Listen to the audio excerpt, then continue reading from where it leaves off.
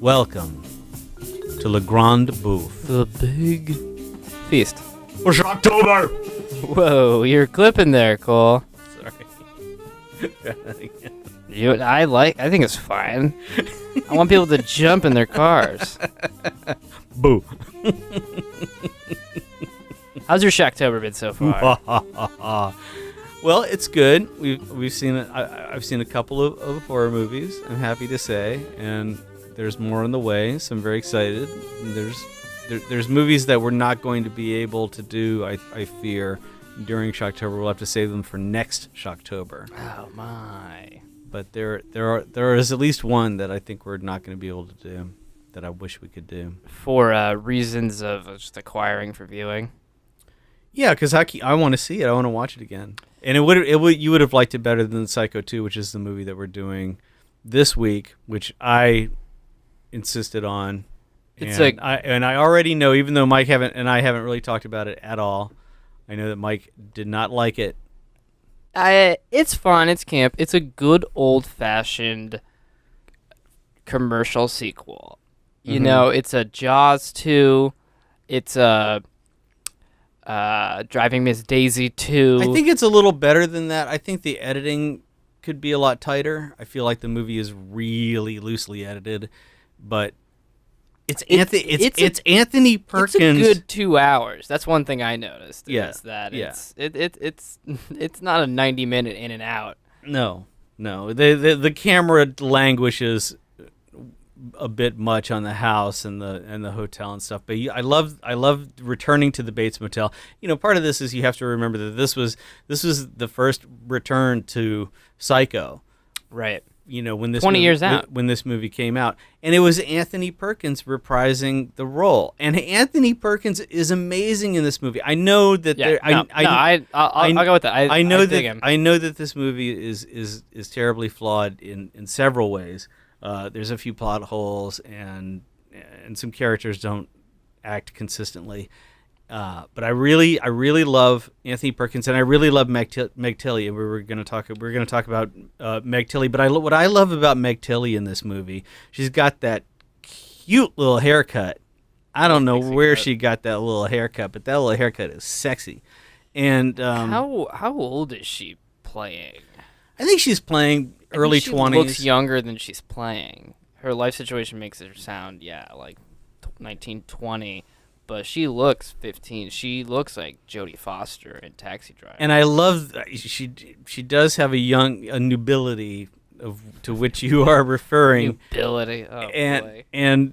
But what I like is how she plays Norman. We're going to get into the plot. We're going to talk about the beer in 1 second. Stone Vengeful Spirit IPA, which I chose. We'll talk about that in just a second. But I love how she wraps him around her finger in this coquettish way. She's a perfect coquette.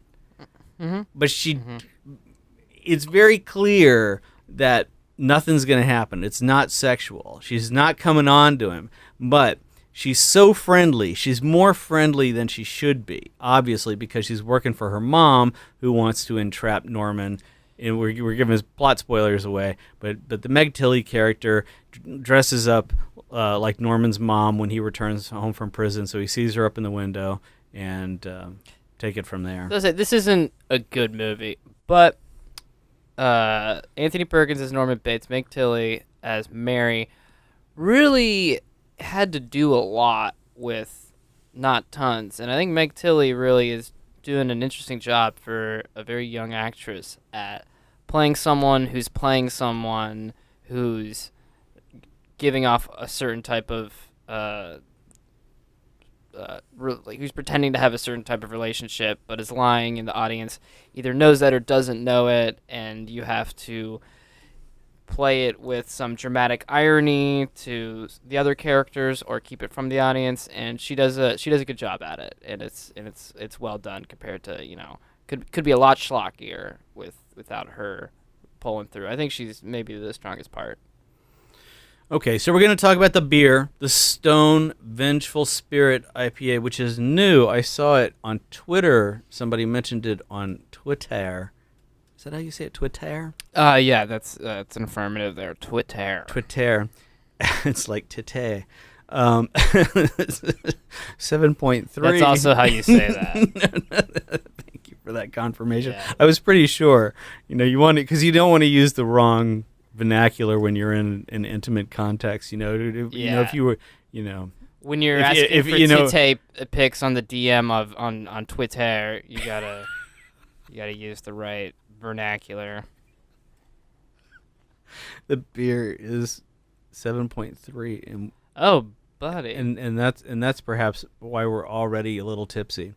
Okay, so I'm just going to read from the can because somebody went to all the trouble to write this, and even though the font is at least 2 font points but too just small. make sure I got it. It's Stone is the brewery. Stone, yeah. And this is Vengeful Spirit IPA, a tropically inspired IPA. We've often been inspired to brew beers on a theme. In 2007, it was black IPAs. 2008 saw Belgian-influenced IPAs. And more than once, it's been triple IPAs. It's been fun to dive deep, and you've ridden these waves right along with us.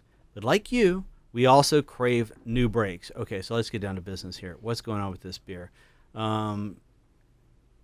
Employing a bit of tropical mythology to pay homage to our ever-present gargoyle. Since 1990, the gargoyle, Mike. go. Yeah. I think that you and I have both chosen Stone beers for our recording session tonight. We'll get to that next week, but yeah, they're That's definitely gargoyle themed, right? Is mine Stone Brewery? Yeah. Oh, funny. Yeah, I'm just realizing. Well, it is Shocktober, and they're a rather ghoulish brewery branding wise. Vengeful spirits can be awesome when they're on your side. Ooh. All right, so let's get back into Psycho 2. So our Norman has been released after 20 years in serving his time. He's had the same shrink, and he has proven that he is cured. Is that Robert Loggia? Yes, Robert Loge is great. He's not in the original, right? Is he? No, No. Martin Balsam is the guy who Robert Loggia's there portraying the psychiatric industry in a universe where the justice system gives all the breaks to the mentally ill. That's right. And is very confident that he is officially rubber-stamped cure after... You know what I love? I love as soon as he walks him up to the doorstep after Norman has already said, I just saw my mom in the window. Yeah, his mom, who he, to remind everyone, dug up from her grave, Yeah. kept her in the house, Taxidermied her. taxidermy, yeah, mummified her basically, That's right. dressed up as her, and murdered young women in their motel. That's right. And Thank you, Ed Gein. his first, it's definitely a Gein reference. He was, And did you catch the Hitchcock profile early in the movie over in the right when they walk in when they first walk in the mom's room? There's the silhouette, the classic silhouette of Hitchcock, because Hitchcock always included himself in his films. So I like how they open the movie with the shower sequence, of which there's a new documentary which is just about the shower sequence. So I love that so many people, like my mother, who saw it accidentally when she was supposed to be asleep, and her parents were on a date to a drive-in, and I think they gave the kids a little bit of schnapps so they'd go to sleep, and Mom woke up right in that scene. And I feel like everyone that age has that story of seeing that movie too early. Yeah. My dad warned me of it severely before I saw it. So I was probably 11 or 12 when I saw it. Do you know of that scene as being not only a very terrifying scene, but one that was very titillating to people? Oh, It was yeah. like one of the one of the most extended nude scenes at the time. There's nudity. There is nudity. Yeah, I was watching that scene carefully because I haven't seen it for maybe like a decade, and yeah, I guess you do see some obscured, out of focused, Tite. as you say. There's some breasts in it, and it says a lot about our psyche that they're also being stabbed into. It's kind of a goofy sequence from a modern point of view. It it's certainly not shot as it would be now. There's not real, as you can imagine, there's a lot less blood than there should be, and you don't really see like knife going into body, which maybe leads to the imagination, but you also feel like he was fighting with sensors looking back. Yeah, there's a documentary. It's called 7852, and it's all about the 78 shots and the 52 cuts of the shower scene. And they interview a bunch of people for it. So yeah, it sounds like an interesting premise for a documentary. Anyway, so I give props to the movie for doing their Hitchcock homage at the very beginning to set it up. And I think it's interesting because we're talking about the shower scene. I think that the silhouette of the character that you can barely see through the shower curtain, that's horrifying. Are you talking about the shower mother sequence. silhouette? Yeah, with him dressed up like the mother, right? And you see that silhouette through the shower curtain. Just everybody knows that feeling of being alone. You're in your apartment. You're alone. You're in the shower. The door is open to the bathroom, and you can just imagine seeing the silhouette of this strangely shaped. And he's obviously strangely shaped because it's a man dressed as a woman.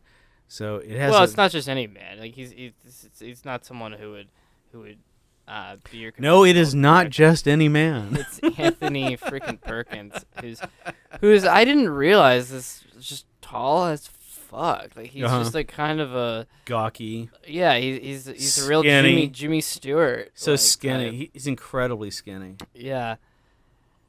And he's always talking about eating cheese toast. Oh my god! I wanted to take a screenshot of that scene. He's having like his sort of most tender moment with Mary is he's curled up with her, and it's kind of an interesting scene because she's maybe a third his age, and he's curled up as if he is with his mother, and he tells her that she smells good, and you're really expecting, and you think thematically like what he would say is, "You smell like." Mother. But instead he says, you smell like toasted cheese sandwiches. Yeah. Not grilled cheese, toasted cheese sandwiches, which she brought me when I was sick. Yeah. Which is not, to my knowledge, a reference to anything. No, I think it's well, here's another thing that I really like about this movie is that you have this empathy with Norman. Oh, he's the main character. Which is not the plot of the first movie. Not at all. He's not at all. He's a background character because you're not supposed to suspect him. Yeah, but yeah. So I really appreciate that. There's things about this movie that I really appreciate, and that's one of them because here, he is the anti-hero or heroine, if you might, because you're in a way you're pulling for him to.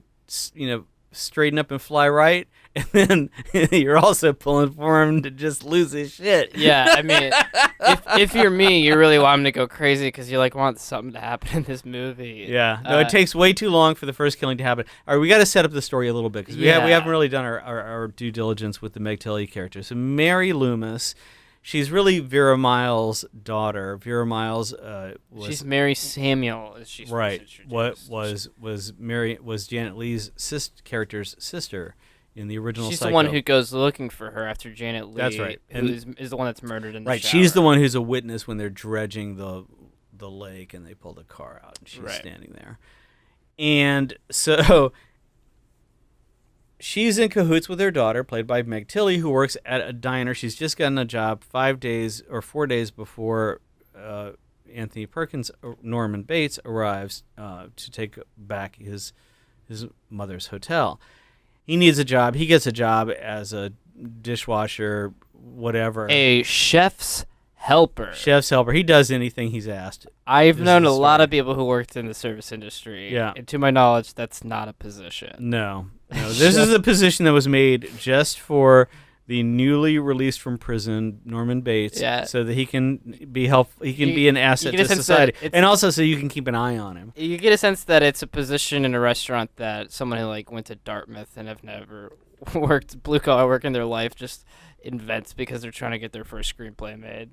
Chef's helper. Anyway, so he's helping at the restaurant. He befriends, through what seems like accidental circumstances, this young girl who's having a fight with her boyfriend. Who she's been living with for the past year or something. Yeah, and through him, in what seems like a plot hole, It's a rainy night. slowly convincing her to stay with him, which you're a little creeped out At the about. hotel, he can stay in a room at in the the- yeah. motel. He can stay in. She can stay in a room, but then they get there, and it turns out it's a crack den. So he Yeah. has to. The motel has been. Well, why is it a crack den now? Well, because he has this manager who's been running it like. Dennis Franz. That's right, Dennis, the one and only Dennis Franz. He's okay. He's like the real highlight of this. Oh, movie. he is. He's such a slimy devil. And that got me into the movie, and I was excited for it because this is coming out in a very different era than the first one, and so when you're saying why why make a sequel to Psycho 20 years later? Well, maybe because we can catch up with society and see where we're at. And there's a bit of that, and it is little bit. inevitable, Yeah. but it's not. It's a little shoehorned in, but things are different now. Kids are making whoopee and doing in the pots. in the fruit cellar of yeah, his house. kids are sneaking in the building and doing the nasty and I smoking don't pot. remember what the sheriff calls hooking up, playing with each other. I forget. I don't know. There's Heavy petting. But I also like how they talk about the proximity to Portland. You get, listeners, if you haven't read my review of Bates Motel series with Vera Farmiga and Freddie Highmore, I loved it. You can look in my article section and you can see That's my a little background. my review. But I love it because of the same reason. Some of the same reasons that I love this movie, because it really puts you in that atmosphere, and it's just such a cool construct with the way that Gothic house sits above the motel. There's just something really, you feel like that area and that house, and there's something very pleasingly familiar about the whole thing. Well, so I mean, the first one, there is a bit of a story arc of Americana, is that motels, when there was not 5 interstates that connected the entire country, motels were more of a concept, and you were a bit more out into actual America in rural places. And so these would be places that would be owned by a single family who were a bit well-to-do because of it, and you had this very localized, sort of geographically specific flair. And then by the 80s, these are disappearing. There's a great documentary about motels, and I wish I knew the name, but look up motel documentary. There's a few of them, but one of my aunt's close friends actually made one, and just stopping by these is roughly the same era as this, maybe like 5-10 years after this movie was made. And What year? 1989. yeah, maybe around 89. Is it called Motel? I think so. Who's the director? Christian Blackwood. That's him. Yeah. Okay. It's a really cool documentary. One is about a woman who owns a completely abandoned motel. No one comes there, and she's painted this sort of room to be like an audience at a ballet, and she just performs ballet there to this painted audience every day at the same time. It's the creepiest, most amazing thing. But by this point, these motels are abandoned. They are places where people are just going to be doing drugs, and it's sort of it's no longer your middle class aspirational women who are embezzling from work, getting out of town. Busty blondes with a stack of money hidden in the newspaper. Yeah, you have your more seedy Dennis Franz of NYPD Blues running the place, And we can see his death coming. I mean, we're looking around. We're looking for choices, and he could not be a more obvious pick. I'm just sorry. I like the special effects. This movie came out in 1983, and there are 2 very shocking scenes of violence involving a knife. I like that they keep it with the knife. Yeah, I like that too. They know what they're working with. Yep.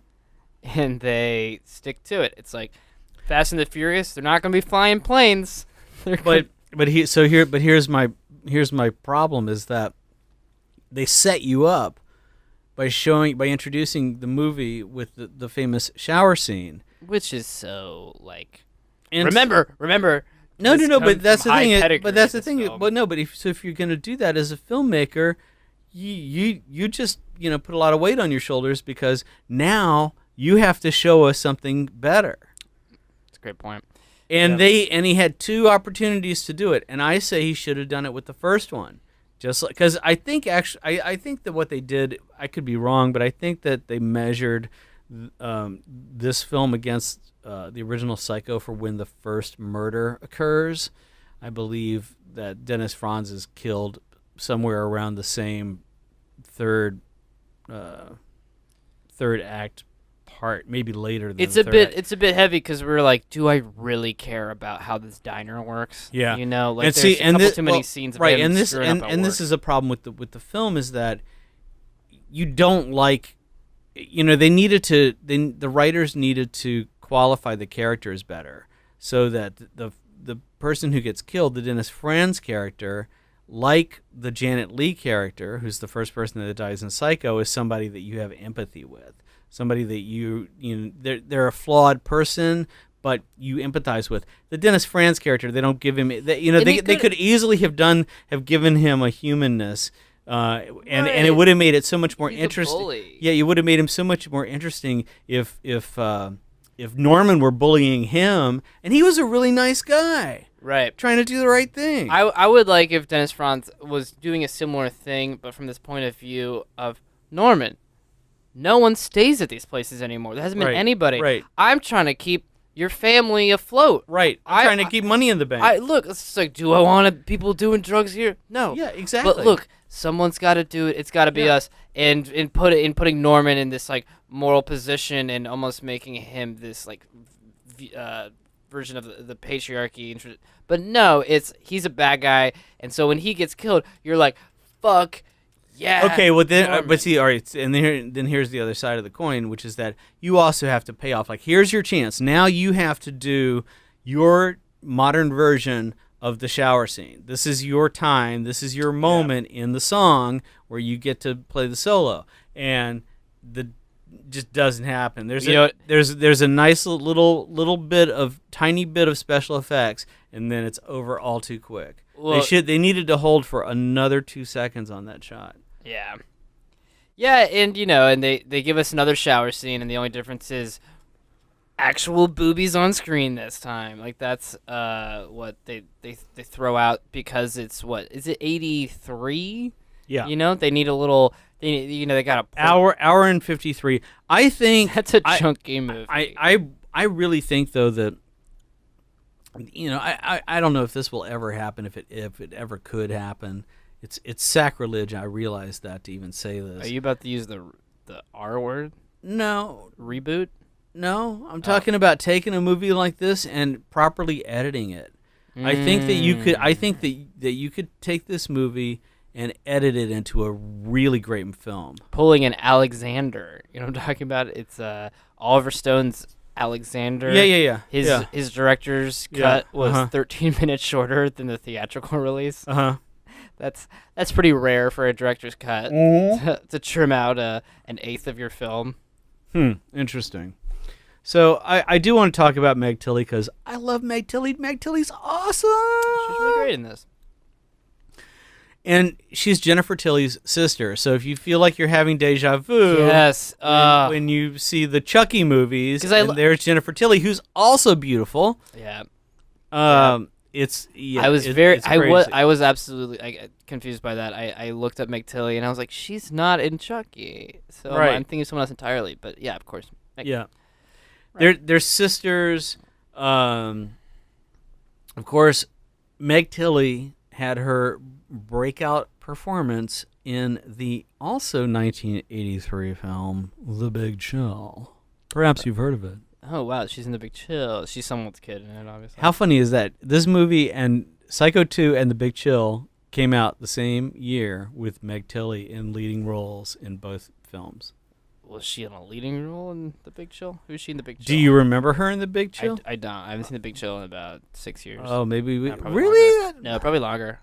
Yeah, that's not very long. She is. I would say of the characters in The Big Chill, she's maybe the most memorable. Oh, really? Yeah. Yeah. She's very memorable because she has this on-screen chemistry that is just so effortless, and I love. Is she the same age as the other characters? I thought they were. No, she's younger. She's Right. the younger girlfriend. Because of one of them. it's Jeff Goldblum is in it.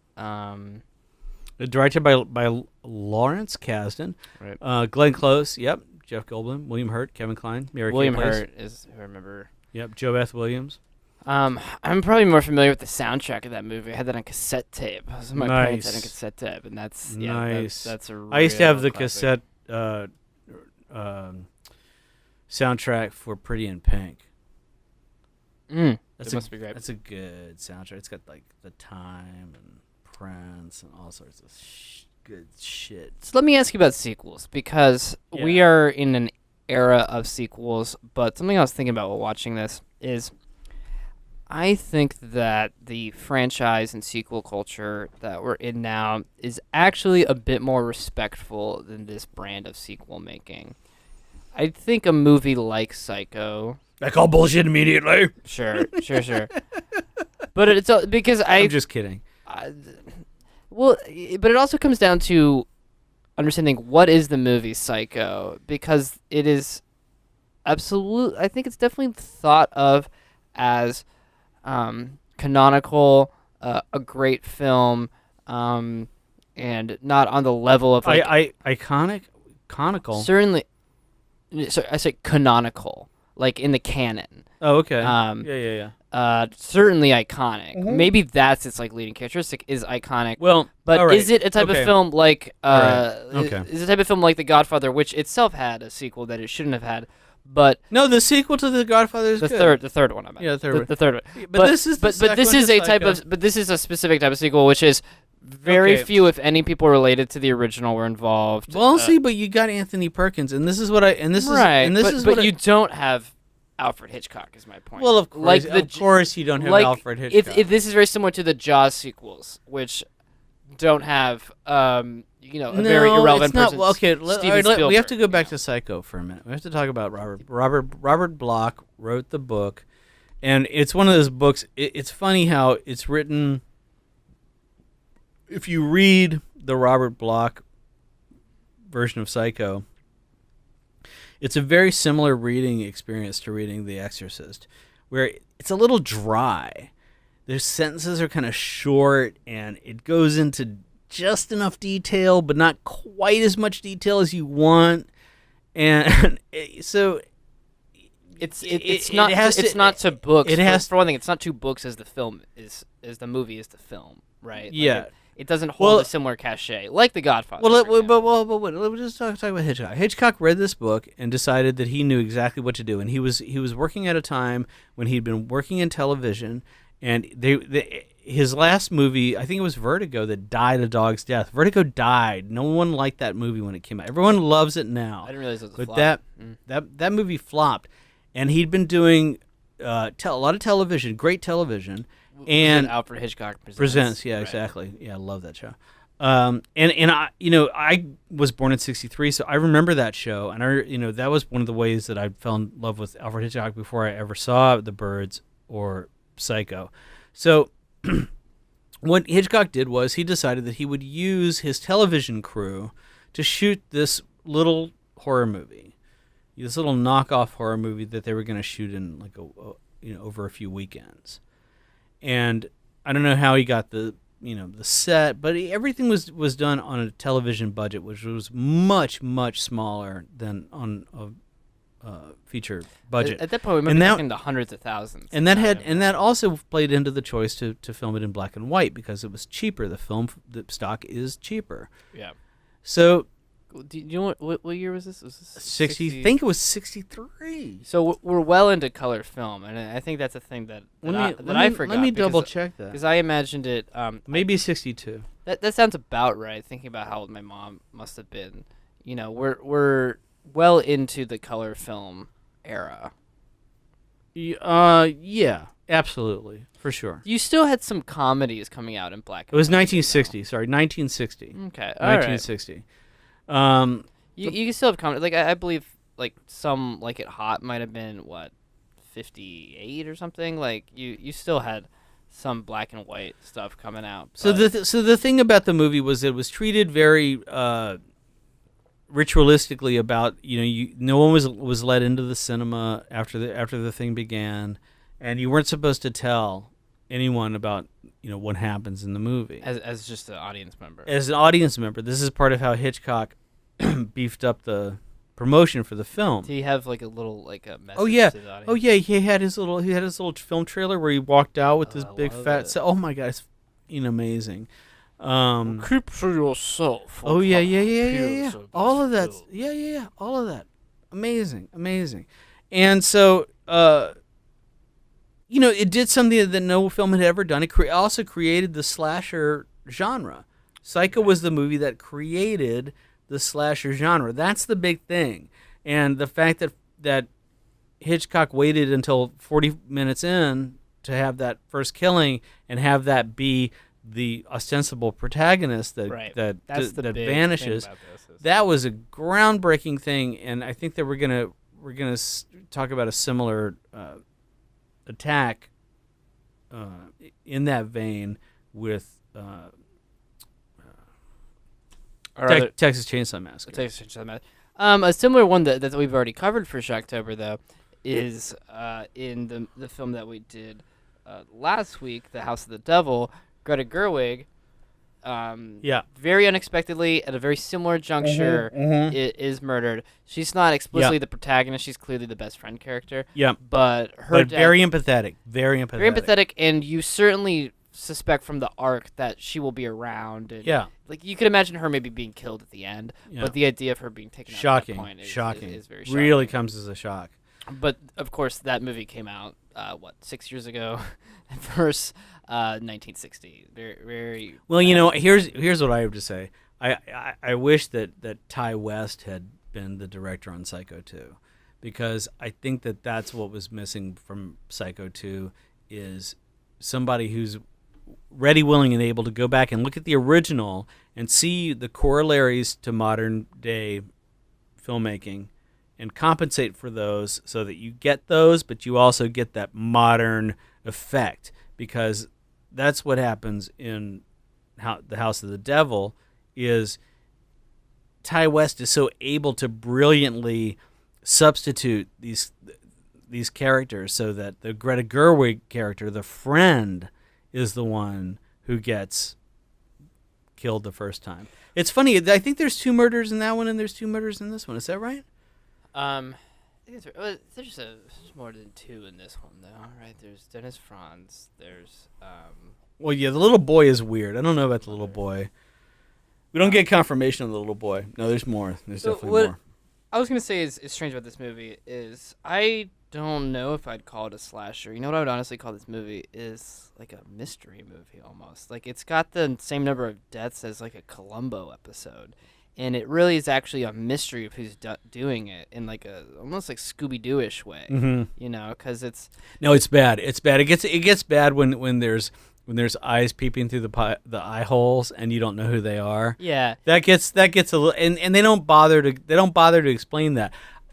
I think that the Robert Loggia character is pretty suspect. Because he always happens to be around. He just happens to be around when shit's happening. No, I think they're setting them up. I mean, I haven't seen. But they don't follow. I haven't seen Psycho 3, which exists. No. But see, you have to tell your story in one tale. I will agree with that, but I will still say that they're heading for. As soon as you slap a 2 on something, you're into a franchise. Well, since you brought it up, I'll have to look it up. There were 4 of these, in fact. So, yeah, like I was saying, it's a bit more of a mystery than this, and okay, I just have to tell you. Yeah. Psycho 3 came out 3 years later, Mm-hmm. directed by Anthony Perkins. No, this was his Mission Impossible. Norman Bates falls in love with a nun, Oh God, it's which makes his mother jealous. so. Who has visited the Bates Motel alongside a drifter and a curious reporter? Who? So a problem with this, though, Yeah. I'll qualify it after I say it, is the first one is about the concept of a psycho, which at one point was a novel Right. word and a Right. novel concept Yeah. of a person who, what we say now has antisocial personality disorder and sadistic tendencies. And, Like that guy in Las Vegas. right. Someone who, though we don't know a lot about him, and I don't want to get that into it, but is but like, seemingly somebody, and that, Right, and, so and, that's and that's seemingly and that's also, normal. there's also the lingo. Did you have did they have a nervous breakdown? Was it a psychotic breakdown? Right. You want to. So I guess my point is like, yeah, we have an urge to distinguish them from a normal human being, and what made the first one interesting, right, is you had this character Norman Bates. He seemed normal, he seemed likable, but the truly scary thing is not just being afraid of taking showers, but being afraid of someone who seems nice. well, and it also But in this movie, well, I just want to finish my one thought. Is that you expand the sphere of people who could do this way beyond it, so it's no longer just like Norman breaks and he's bad now. It's like this lady at the diner who I guess this is maybe his mother. Okay, right. And this is what we have to get into is the whole matriarchy part of this discussion, because we seem to have another movie in the queue called Mother. Yeah. And I think that one of the taboos that, the Psycho, the original Psycho is all about breaking taboos. It breaks the taboo of killing off the protagonist 40 minutes in. Nudity. It breaks the taboo of nudity. It breaks all of these social Hyper-violence. taboos, not the least of which is the American fixation on mother. Mother being a pure, a positive, a nurturing person. And this No matter, regardless, everybody,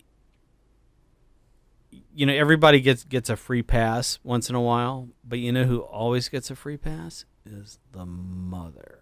Well, she's yeah. I don't. And Certainly and there wicked women. and there's portrayed and there's at there's point, there's but- listen, I mean, you young guy, when you date a chick, they want to know about what you think of your mother, what's your relationship with your mother, and that's a bellwether. That's a Right. bellwether for the kind of person that you are. You brought up Ed Gein, who had a very complicated relationship with his mother. There's certainly archetypical serial killer issues with mother. There's a type of serial killing which is called displacement killing, where you are working up. So what's kind of bad about Norman Bates, if you want to put into serial killer lore, is as a teenager, he killed his mother, or even younger. He's like 12, right? Is that something that we got from the first movie, that he had murdered his own mother? Is that canon, or did this movie invent that a bit? Do you remember? About him killing his mother? Yeah. I don't know that we know that he killed his mother. He dug her up. He tells Mary that he poisoned her. In this movie. In this that's movie. right. Oh yeah, I yeah. don't know if that's canon no. with the first movie. That's new information. Right. So there's the type of what are you just pulling up like spooky noises? All right, cool. Well, serial killer 101 theory, like real quick though, is you would think of Norman Bates as a displacement killer who is obsessed with murdering his own mother, and in like lieu of being able to really do that, is killing all of these women who become stand-ins for him. But his mother is actually already dead, so you gotta wonder like what is his motivation really? And I guess it's because he also has a schizophrenic issue where he imagines he's his mother and she's judging these people.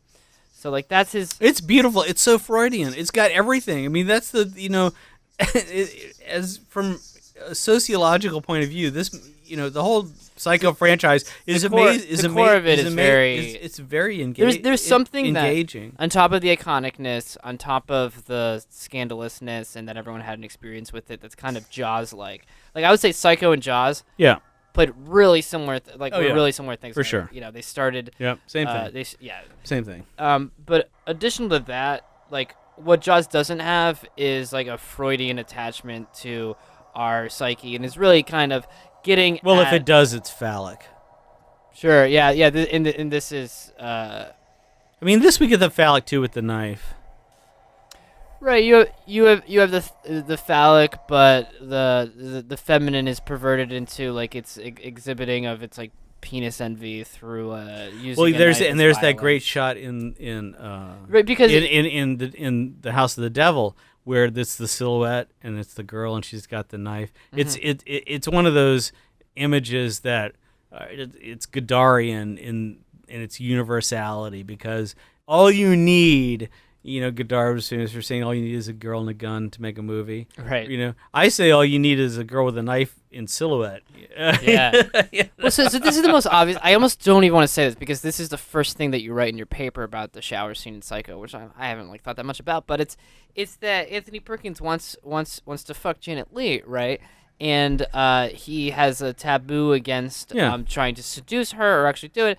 And so the closest he can come in a very sort of phallic stabbing way is to murder her, right? As his mother, the voice of saying, who also has a phallic obsession and wants to penetrate young female flesh, right? Saying, it's a violence. And so Norman Bates, why is he such a big deal? He becomes the crystallization of the repression of sexual urges, right? He becomes this poster boy for post-war Americana, where everyone's got their house and the car and the two dogs and whatever. This guy doesn't have that. And why? Right. Because his mom was a little incesty, mm-hmm. and he's damaged goods. He's damaged goods.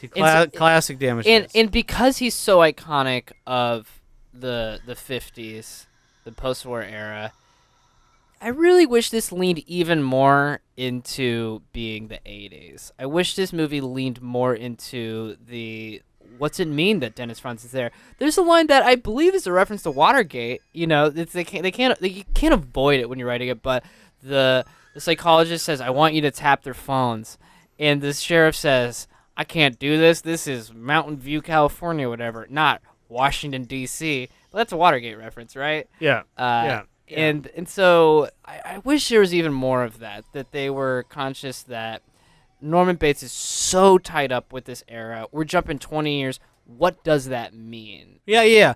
No, there's a lot more that they could have done with the movie, but I still go to my fallback position, which is that, listen, I know it's a balls out thing to say, but I could edit this movie into a decent film. I'll download I'll give you my premiere. For a week. Yeah, I'll let you add it. I think that I could edit this movie into a really good suspense thriller. I think there's some problems with the music. I think that I think there's problems with the pacing. I feel like there's times when how it is. If you're the director on the set, there's this scene of the guy Robert Loggia walking down the stairs. I remember thinking, what the fuck are you where are you going, man? What's your motivation? Get down the fucking stairs, asshole. That's direction. I think that this movie was under-directed. I think that what direction happened probably was from Perkins and Tilly, who obviously had a really clear handle on what they were doing, and they totally make this movie happen. I mean, there's no question about the fact that this movie would not work at all. Listen, I get it; it's a B- movie, but I still there's a lot that I like in this particular horror movie. And you know why they made two more, and why Hollywood wouldn't give a fuck if this podcast could have existed and did exist in 1980 or whatever, because this movie cost $5 million to make, and I think it box office about 34 or 35 million. Well, there you go. So who gives a shit from that perspective if it's a little too long, and if Robert Loggia needed to walk down the steps a little less because it made bread. and it's an era. It's a winner. This movie's a triumph. It's coming out. And Vera Miles gets axed in the mouth. She gets the knife in the mouth. And that is badass. I gotta say, that is badass. That's the payoff for the whole movie. Because this movie's being rebooted when you have 13 million Friday the 13th coming out and Nightmare on Elm Street. It's really being reborn into that era. Yeah. And these movies always make money. Yeah. And they're the backbone of Shocktober. Maybe we won't cover them all, but I don't know if they're the backbone of Shocktober. They are not. This is only our 6th installment in Shocktober. They are the compost of where the movies that we tend to more often cover like flower from. This is what horror films, slasher films are by and large. The meat and potatoes is these sequel. Maybe you didn't try that hard, but you sure as hell make money, and people see them, and they get freaked out because there's some creepy things in here. You got some kids fucking getting killed. What else you need? Well, this is probably the first time that we've had a podcast where Mike. No, it's maybe the second time where Mike has really not liked the movie that I liked. Yeah, I didn't love it. Yeah, but that's okay because our next episode. You want to talk about our next episode, Mike? Yeah, you don't know how I feel about it. I don't think I've told you. You haven't told me anything. That's why I'm asking you. I haven't told you anything. We're gonna be watching Mother! Which I have to say, what are you playing on YouTube right now? I don't know if it's coming up on Mike, but Cole's just playing like people giggling about to be murdered. Clearly, it's Shocktober sound effects. I'll say one thing I love about a movie is when it's got an exclamation point in the title. Do you remember the movie Marie Antoinette? Remember the Sofia Coppola's movie? Coppola. Yeah. I hated that movie. You hated it. Yeah. Most people hated it. It's terrible. Not great. Let me give one edit to it. Okay. Change the title. Uh-huh. Instead of Marie Antoinette. Yeah. Marie! Exclamation point. Better movie. Better movie. Or just Antoinette! Exclamation point. Whatever. I think Marie. Marie. But, yeah. But okay. No, I mean Antoinette. Maybe that's more. Yeah. But whatever. Well, it's good because at the end you get all those T's and the E and the exclamation point. It's messy. Antoinette. Right? Because then that's a movie where you're expecting to see, like, Converses in the 18th century, right? Yeah. No, that movie sucked. That movie blew. Yeah. So I don't want to. So I'm just trying not to give anything away, but my opinion about Mother. But I will say, no, go see it. I will say that. I will say, go spend your money and see it. Thank you all for listening. Please remember to turn your cell phones off when you go to the movies, assholes. Thank you all very much for listening. I didn't really mean the asshole part. Unless you break out your phone. Well, no, you are an asshole. If you do that, then you are. You are an asshole. Okay. Well. But specific, if you're a listener, have your fun on the movie, you're an asshole. Otherwise, see you soon.